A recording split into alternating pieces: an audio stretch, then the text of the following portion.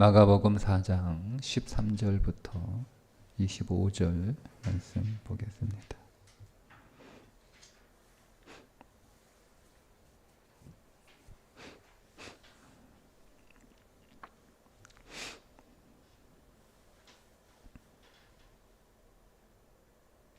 함께 읽습니다.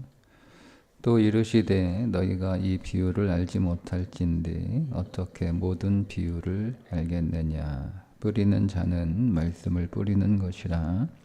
말씀이 길가에 뿌려졌다는 것은 이들을 가리킴이니 곧 말씀을 들었을 때에 사탄이 즉시 와서 그들에게 뿌려진 말씀을 빼앗는 것이요. 또 이와 같이 돌밭에 뿌려졌다는 것은 이들을 가르킴이니 곧 말씀을 들을 때에 즉시 기쁨으로 받으나 그 속에 뿌리가 없어 잠깐 견디다가 말씀으로 인하여 한난이나 박해가 일어나는 때에는 곧 넘어지는 자요.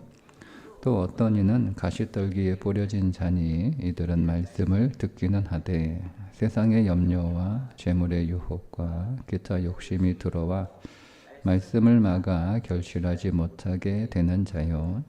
좋은 땅에 뿌려졌다는 것은 곧 말씀을 듣고 받아 30배나 60배나 100배의 결실을 하는 자니라. 또 그들에게 이르시되 사람의 등불을 가져오는 것은 말 아래에나 평상 아래에 두려 함이냐 등경 위에 두려 함이 아니냐. 드러내려 하지 않고는 숨긴 것이 없고 나타내려 하지 않고는 감추인 것이 없느니라. 들을 귀 있는 자는 들으라. 또 이르시되 너희가 무엇을 듣는가 스스로 삼가라. 너희의 헤아리는 그 헤아림으로 너희가 헤아림을 받을 것이며 더 받으리니 있는 자는 받을 것이요 없는 자는 그 있는 것까지도 빼앗기리라. 아멘.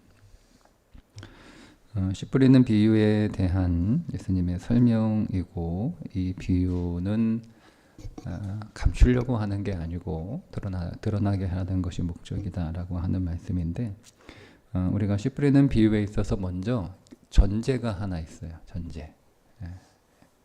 근데 우리는 이 전제에 대한 이해 없이 그냥 이 씨 뿌리는 것에 대해서 도대체 밭이 뭐냐, 이것만 너무 많이 신경 쓰는데요. 전제가 되게 중요합니다. 두 가지 전제인데요. 이 비유는 밭에 대한 비유가 아니고 씨 뿌리는 자에 대한 비유입니다. 그러니까 밭은 그렇게 중요하지 않아요. 밭은. 그러니까 씨 뿌리는 자가 더 중요한 거예요. 그러니까 우리는 씨 뿌리는 자에 대해서는 별로 크게 중요하게 생각하지 않고 자꾸 밭에만 관심을 갖는데, 이 제목 자체도 성경에 써 있잖아요. 씨 뿌리는 자의 비유라고 써 있어요. 이 비유의 제목은 씨 뿌리는 자의 비유입니다. 씨 뿌리는 자가 일단 포인트다. 두 번째, 이 네 종류의 밭이 나오잖아요. 길가, 돌밭, 가시떨기, 그리고 좋은 밭이 나오는데 이게 네 개의 다른 밭이 아니에요. 네 종류의 밭이 나오는데 개별된 분리된 네 개의 밭이 아니고 한 밭에 있는 네 개의 상태예요. 그러니까 씨를 뿌리는 사람이 씨를 뿌리는데, 이스라엘의 농경법의 특징은 뭐냐면 우리처럼 밭을 다 갈고 씨를 뿌리는 게 아니고 씨를 그냥 먼저 뿌려요. 그게 이스라엘의 농사법이에요. 그러니까 씨를 뿌리는 사람이 씨를 이렇게 뿌리면 그 씨가 한 밭에 뭐 그 네 가지 상태가 있는 거죠. 한 밭 안에 거기에 길가도 있고, 그러니까 씨 뿌린 사람이 이렇게 걸어 다니는 그 길이 있을 거 아니에요. 고랑을 팠을 거 아니에요. 이렇게 전체 밭이 우리가 이렇게 해놓으면 여기 뭐 심을 때 있고 걸어 다니는 데가 있고, 그 길가이기도 하고, 또 뿌리다 보면 바람에 날려가지고 그 밭 옆에 있는 길가로 떨어지기도 하고, 또 돌밭에 떨어지기도 하고, 또 뭐 가시떨기에 떨어지기도 하고, 또 뭐 밭에 좋은 땅에 떨어지기도 하고, 이런 거란 말이에요. 이게 전제예요. 전제. 씨를 뿌리는 사람이 이 비유의 관점이고, 그 다음에 이 한 밭 안에 있는 네 가지 상태라는 거예요. 자, 그러면 이렇게 제가 적용을 하려고 하는데요. 이거를 교회로 보면 교회 안에 네 종류의 사람이 있다는 거예요. 교회 안에 네 종류의 사람이 있다. 그러니까 이거를 우리 자신에게 적용하면 내가 신앙생활 하면서 이 네 가지 상태가 내 이에서 반복된다는 거죠. 내가 항상 여러분 항상 좋은 밭입니까? 우리는 때로는 길가이기도 하고요. 때로는 돌밭이기도 하고, 때로는 가시적이기도 하고요. 때로는 좋은 밭이기도 해요. 자, 그런데 그게 중요한 게 아니고 핵심은 뭐냐면, 자, 돌밭에 떨어지고 가시밭에 가시떨기에 떨어지고 길가에 떨어져서 그 떨어진 씨앗들이 제대로 열매를 못 맺잖아요. 근데 그거 너무 신경 쓰지 말라는 거죠. 좋은 밭에 떨어지는 씨들이 있을 거 아닙니까? 교회 안에 좋은 밭에 상태가 있는 사람들이 있을 거 아니에요. 내가 신앙생활 하지만 그래도 좋은 밭에 상태가 있을 거 아니에요. 내가 뭐 항상 길 가고 내가 항상 돌봐주고 내가 항상 가지밭 그건 아니잖아요. 내가 뭐 항상 근심합니까? 항상 뭐 환난에 뭐 처해 있습니까? 내가 뭐 항상 욕심 부리고 막 그런 삶을 살아갑니까? 안 그렇잖아요. 우리가 그럴 때도 있지만 또 우리 애가 좋은 밭의 상태도 있단 말이에요. 자, 그 좋은 밭에서 뭐가 나온다는 거예요. 30배, 60배, 100배가 나온다는 거예요. 잃어버리고 손실하고 낭비되는 것보다 거기서 거두어지는 게 훨씬 많다는 거예요. 지금 예수님은 말씀하는 게 초점이 뭐냐면 하나님 나라예요. 모든 비유는 하나님 나라를 설명하는 거예요. 그 하나님 나라의 확장성, 그 하나님 나라의 강력함, 그 하나님 나라의 생명력, 이거 설명해 주고 싶은 거죠. 그러니까 우린 여기서 뭐 내가 우리 교회가 뭐 무슨 밭이냐 뭐 이런 건 너무 신경 쓰지 마세요. 제가 어제 말씀드렸죠. 이 비유만큼 이 해석의 다양한 것들이 많은 게 사실 뭐 없을 정도로 다 제각기 해석이 달라요. 근데 제가 볼 때는 뭐 다 그냥 맞다고 인정하고, 근데 전제가 있는 거예요. 이 전제. 왜 스님이 이 비유를 왜 하셨는가? 어제 말씀드린 것처럼 일단은 사람들을 가리기 위한 거잖아요. 가리기 위한 거. 들을 사람만 들으라는 거예요. 관심 있는 사람만 모이라는 거예요. 그래서 너무 많으니까 하나님 나라의 말씀에 관하여 예수님이 제대로 가르칠 수가 없어요. 가르쳐도 제대로 전달이 안 되잖아요. 사람이 많으면 전달이 안 돼요.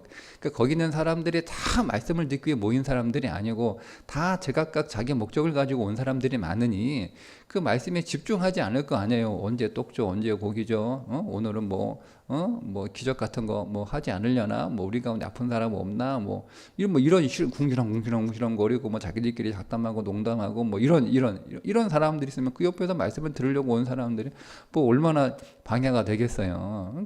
사람들이 많으니까 거리도 또 굉장히 멀고 배 타고 나가서 바닷가에서 말씀을 전할 정도 사람이 많이 모였으니 이게 거리가 머니까 소리가 들리는 게 중요한 게 아니고 이게 가까운 게 되게 좋거든요. 제가 설교할 때도 우리 본당에서 하는 설교하고 여기하고 달라요. 거리 때문에 그런 거예요. 거리 때문에. 그러니까 예수님은 정말 그 가르치는 게 너무너무 중요하신 분인데 이거를 잘 전달하고 싶으시니까 관심이 없는 사람들은 가라는 거예요. 그래서 다 가잖아요. 다 가요. 그리고 나서 남아있는 제자들하고 일부 소수의 사람들에게 이 비유가 뭔지를 정확하게 가르쳐 주시는 거예요. 주신 거예요. 핵심은 뭐냐면 하나님 나라는 확장한다야. 씨 뿌린 자와 그 예수님이잖아요. 그가 뿌리는 씨가 뭐라고는 설명해 말씀이거든요.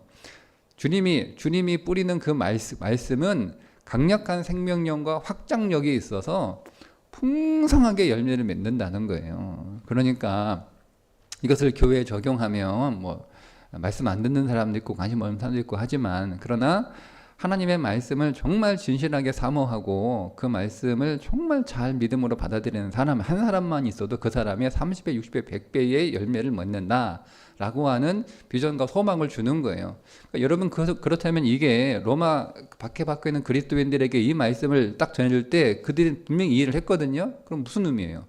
야, 이렇게 박해받다가 이거 완전히 교회 사라지는 거 아니냐 로마에서. 그런 걱정하지 말라는 거예요. 배교하는 사람도 나오고 잠시 도망가는 사람도 나오고 멀리 피신하는 사람도 나오고 잠잠한 사람도 나오고 숨기고 은닉한 사람도 다 이렇게 나오지만 그럼에도 불구하고 그 믿음을 정말 간절한 마음과 사모함으로 받아들여서 믿음의 삶을 살아가는 사람이 한 사람 있어도 그 사람이 30명, 30명, 100명 목한다는 거예요. 그러니 걱정하지 마라 라고 하는 위로와 격려와 소망이 되겠죠. 그죠? 이거 한 개인에게 적용을 하게 되면 말씀드린 것처럼 우리가 우리의 신앙에 굴곡이 있잖아요. 우리가 뭐 항상 좋은 바, 그러니까 누가 사람의 그 밭이 고정되지 않아요. 그러면 뭐 어떤 사람은 계속 가시 받치고 어떤 사람은 계속 돌 받치고 어떤 사람은 계속 길 가고 어떤 사람은 계속 좋은 밭, 이거 없어요. 그냥 모습 맞잖아요. 여러분이 생생을 하면서 때로는 좋은 밭일 때도 있지만 때로는 여러 가지 삶의 환난과 어려움으로 돌밭이 되기도 하고 가시밭이 되기도 한단 말이에요. 그 돌밭인데 그 말씀이 들어오면 이게 들어옵니까? 안 들리죠? 가시밭인데 말씀이 우리 안에 뿌리를 내리겠어요? 안 내리죠. 그래도 걱정하지 마라. 좋은 밭일 때도 있잖아요. 그러면 그 좋은 밭일 때 우리가 그 말씀을 수확하는데 30배, 60배, 100배의 수확을 한다는 거예요. 그러니 너무 그런 거에 염려하지 마라 라고 하는 거예요. 그러니까 뭐만 하면 잘하면 되는 거예요? 받아들이기만 하면 되는 거예요. 그것만 잘 받아들이면 되는 거예요. 근데 이 받아들임이 중요한 거죠. 보세요. 20절에 좋은 밭에 뿌려졌다는 것은, 자, 말씀을 듣는 건 다 똑같아요. 다 똑같아요. 그죠? 돌밭도 들어요. 길가도 들어요. 가시떨기도 들어요. 좋은 밭도 들어요. 근데 듣는 건 다 똑같아요. 다 들리잖아요. 그죠? 우리 교회 성도들이 그 사람들의 상태가 어떠든 다 전하면 귀가 먹지 않는 이상 다 듣습니다. 나도 내 삶의 상태가 어떠하든 다 말씀을 들어요. 듣는 건 다 똑같아요. 근데 중요한 게 뭐냐면 바다예요. 바다가 중요한 거예요. 그러니까 여러분, 돌밭도 받아들이거든요. 근데 단어가 달라요. 돌밭은 일시적인 받아들임이에요. 일시적인. 근데 여기 20절에 남아있는 바다라고 하는 단어는요,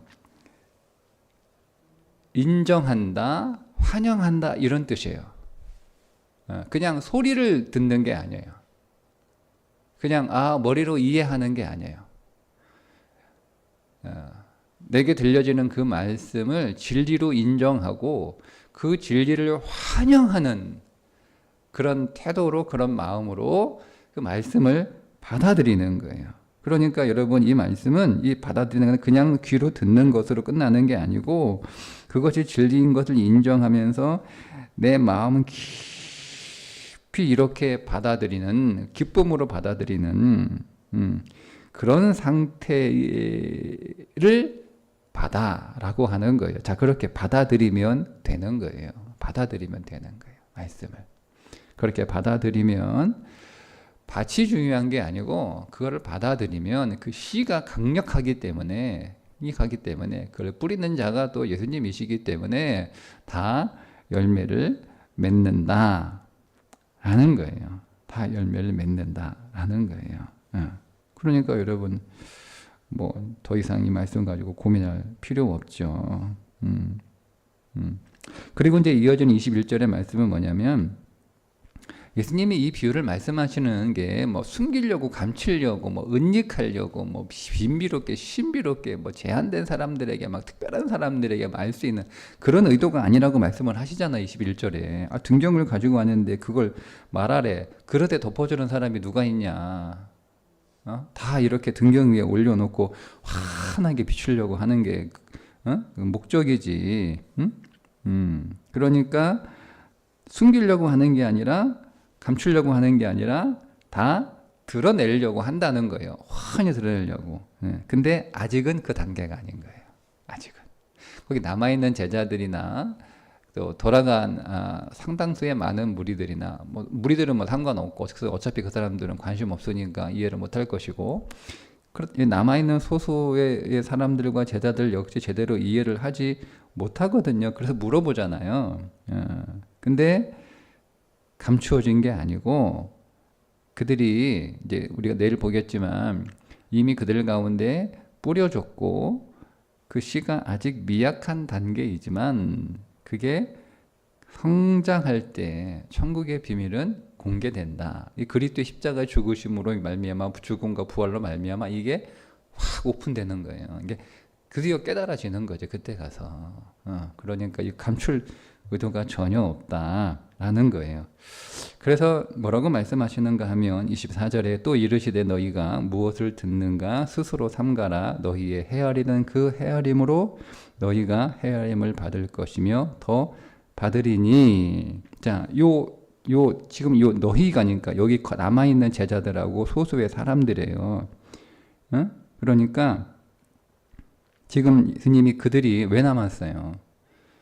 말씀이 관심이 있어서 남은 거잖아요. 말씀을 사모해서 남은 거란 말이에요. 그래서 남아서 질문하잖아요. 도대체 이게 무슨 뜻인지 좀 궁금하다. 우린 잘 모르겠다. 가르쳐달라. 알고 싶다. 이런 사람들이요. 그런 마음을 가지고 있는 사람들은 더 많은 것들을 받게 될 거라는 거예요. 그러니까 말씀, 뭐 재미도 없고 관심도 없고 뭐 무슨 말인지도 모르겠고 뭐 그게 뭐 내가 사는 거하고 지금 당장 뭐 무슨 뭐 상관이 있고. 여러분 이런 사람들은 다 빼앗겨요. 뒤에 있는 자는 받을 것이요 그 있는 것까지 빼앗기라. 25절은 빼앗기는 게 초점 맞춰준 거고요. 네, 24절은 더 받을 거다 하는 초점 맞은 말씀이에요. 그런 관심 없는 사람들은 막 있는 것까지 빼앗겨요. 그러나 지금 뭐 이건 이제 그 사람들이 떠나간 사람들이니까. 근데 여기 남아있는 사람들에게 너희가 관심을 갖고 너희가 궁금하고 더 알기를 원하고 그래서 남아있고 내게 질문하는 거잖아. 그러니까 너희들은 걱정하지 말고 너희들은 계속 진리를 받게 될 거야. 너희들 안에 진리는 계속 확장될 거야.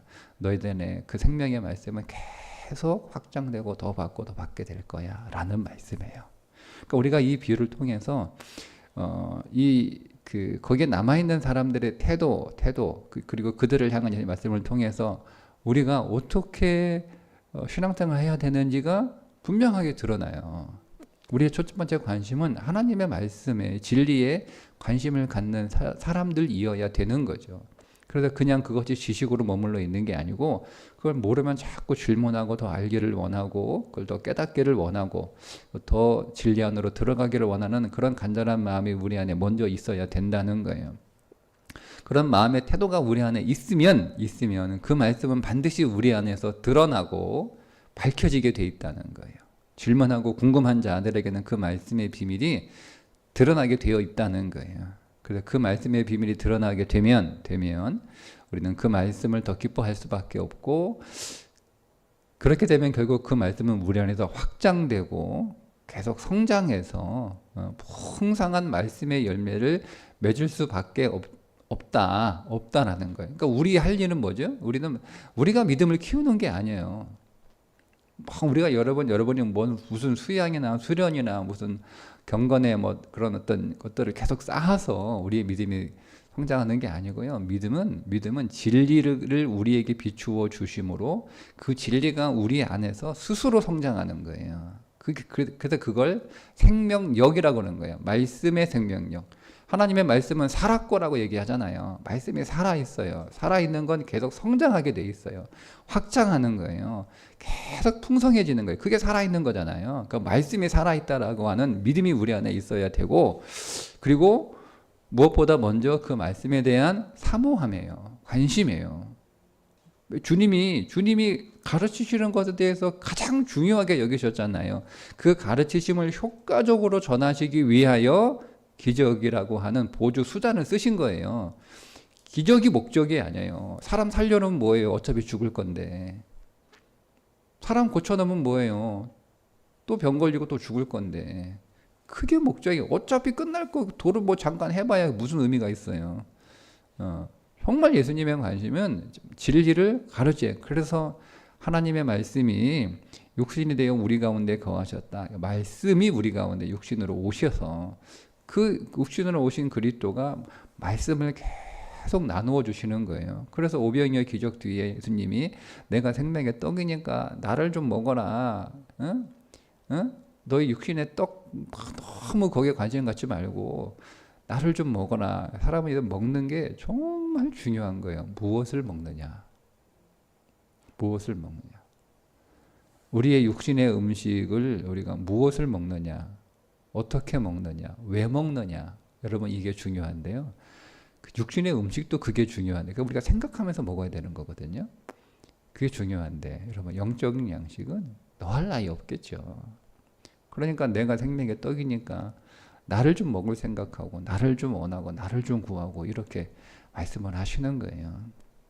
그러니까 우리는 그 주님의 뜻을 따라서 말씀을 더 사모하는 자로, 말씀을 사모하는 자로, 말씀을 더 알기를 원하는 자로, 말씀 앞에 그래서 질문하는 자로, 그것을 내 것으로 삼으려고 하는 자로, 그리고 그 말씀은 내 삶 속에 적용하려고, 그 말씀을 내 삶 속으로 가지고 오려고 하는 자로 그렇게 살아가게 되면 걱정하지 마라. 100배의 열매를 맺는 인생이 된다라는 거예요. 그런 이 말씀은 모두에게 소망이 되고 힘이 되고 격려가 되고 그런 말씀입니다. 오늘도 우리가 온종일 주의 말씀을 사모함으로 그 말씀과 함께 동행하는, 그래서 여러분의 인생 안에서 우리 인생에 굴곡이 많지만 걱정하지 마시고 우리가 주의 말씀을 사모하는 그 마음의 한켠이 우리 안에 있고, 그리고 우리에게 그런 시간들이 있으면 우리 인생 안에서 비록 잃어버리고 낭비되고 소모되는 말씀의 일들도 있지만 그러나 결국 그것을 다 만회할 수 있는 30배, 60배, 100배의 수확이 반드시 있을 것을 믿으시기를 바랍니다. 기도하겠습니다. 하나님, 우리 안에 생명의 말씀을 주셔서 감사합니다. 우리의 인생에 굴곡이 있고 우리의 삶과 또 우리의 감정의 굴곡이 하나님 있지만 그럼에도 불구하고 우리의 마음 안에 하나님의 말씀을 사모하고 그 말씀을 간절히 원하며 그 말씀을 기뻐하는 시간들도 있으니 그 시간을 통하여 우리에게 주어진 그 생명의 말씀이 30배, 60배, 100배의 놀라운 결실을 맺게 하실 줄 믿습니다. 이 믿음 안에서 우리가 더 말씀을 사모하며 그 말씀 안으로 더 들어가기를 소원하는 우리의 삶이 되게 하여 주옵소서. 예수님의 이름으로 기도합니다. 아멘.